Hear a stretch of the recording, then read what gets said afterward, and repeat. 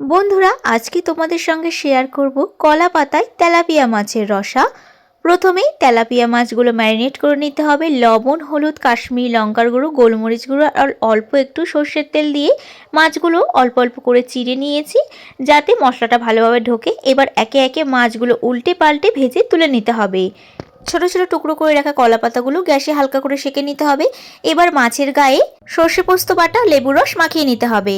আর একদিকে পেঁয়াজ কুচি, টমেটো কুচি, আদা রসুন বাটা, কাঁচা লঙ্কা কুচি, মটরশুঁটি সব একসঙ্গে মাখিয়ে নিয়ে দিতে হবে পরিমাণ মতো গোলমরিচ গুঁড়ো, পরিমাণ মতো লবণ, হলুদ গুঁড়ো আর অল্প একটু কাশ্মীরি লঙ্কার গুঁড়ো।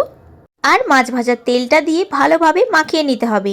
তারপরে কলা পাতার মধ্যে মেখে রাখা মাছ, মেখে রাখা পেঁয়াজ টমেটো একসঙ্গে দিয়ে ওপর থেকে অল্প একটু সর্ষের তেল আর অল্প একটু জল ছিটিয়ে ঢাকা চাপা দিয়ে গ্যাসের ফ্লেমটা লো টু মিডিয়ামে রেখে 25 থেকে 30 মিনিট সময় ধরে রান্না করে নিতে হবে।